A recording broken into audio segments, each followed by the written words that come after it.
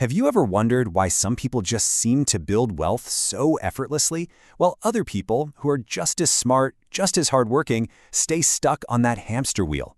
Well, today we're diving deep into Robert Kiyosaki's The Cashflow Quadrant to really get to the bottom of it. And here's a hint. It's not really about what you do, it's about the psychology of who you are. So, here's our game plan. First, we're going to tackle the huge emotional reason most people just can't get rich. Then, we'll break down the mindsets on both sides of the quadrant, expose a super common trap for new entrepreneurs, completely redefine what wealth actually means, and wrap it all up with a pretty serious warning about the world we live in today. All right, so the whole thing kicks off with a really personal story from Kiyosaki about his own dad. This was a brilliant guy, super educated, top of his field, but he was what Kiyosaki called his poor dad. He even tried to become an entrepreneur, but something deep down, something emotional, kept pulling him back. And this quote right here, it just nails the entire problem. Picture this, Kiyosaki's dad takes his life savings and buys a franchise. But when it starts losing money, which businesses often do at first, that fear just completely took over. And that fear, that powerful emotion, drove him right back to what felt safe, a steady paycheck, back in the employee quadrant. And that's the big takeaway here. This isn't just about changing jobs or, starting a little side hustle. No.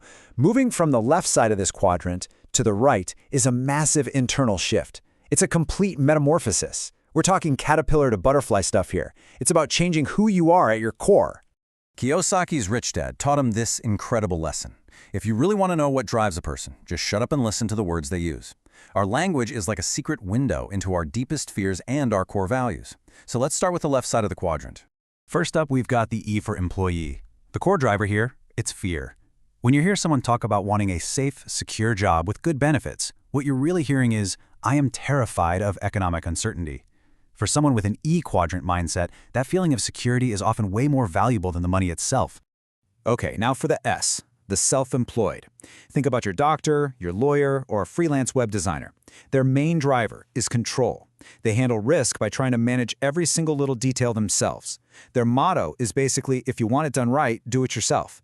And you know what their fatal flaw is? They can't let go, they can't delegate, and they usually end up buying themselves a really stressful job.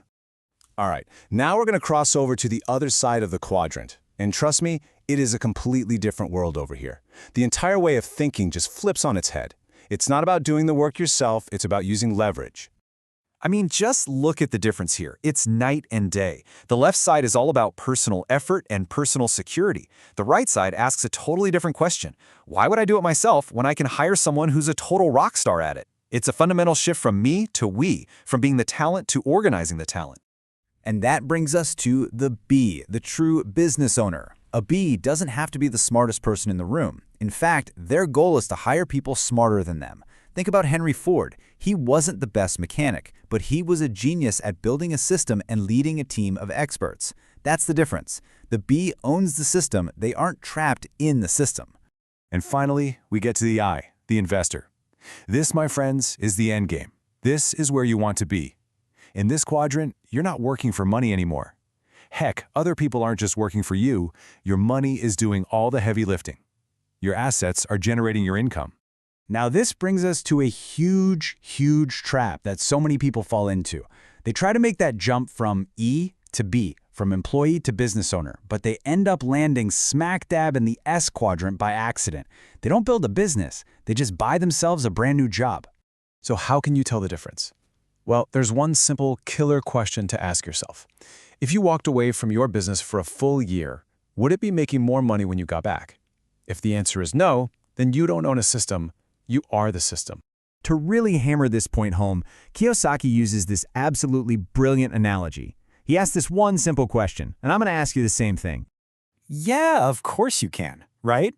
I bet pretty much everyone watching this thinks they can cook up a burger that's way tastier than a Big Mac. And you're probably right, but that's missing the point entirely.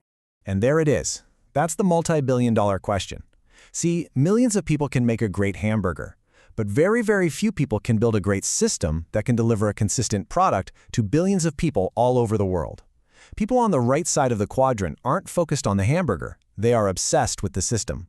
So this all leads to a radical new way of thinking about the end goal.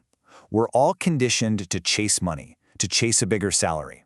But the real prize, the actual measure of financial freedom, is something totally different.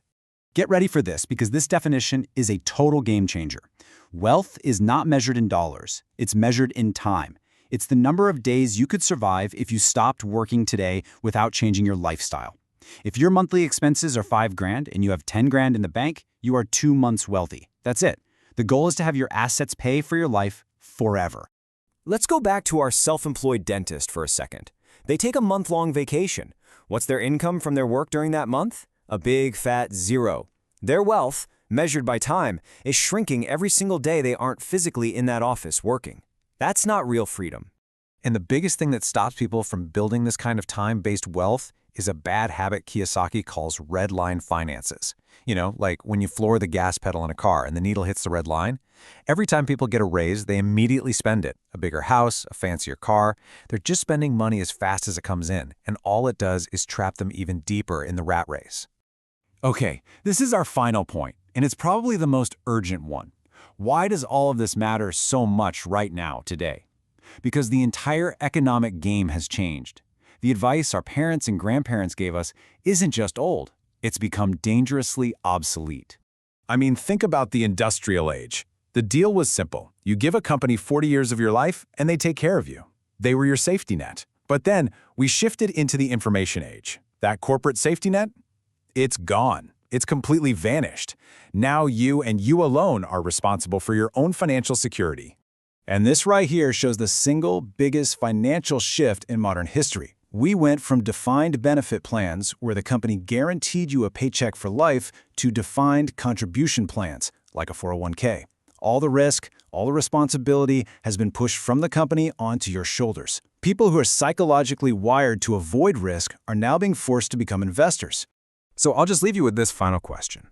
In a world where corporate loyalty is a fantasy, where you are the only one who can guarantee your future, what are you focused on? Are you spending all your time and energy just trying to build a better hamburger, to be a better employee or a more skilled specialist?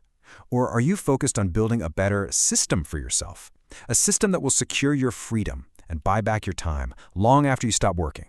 Because that answer, that's what will define your financial life.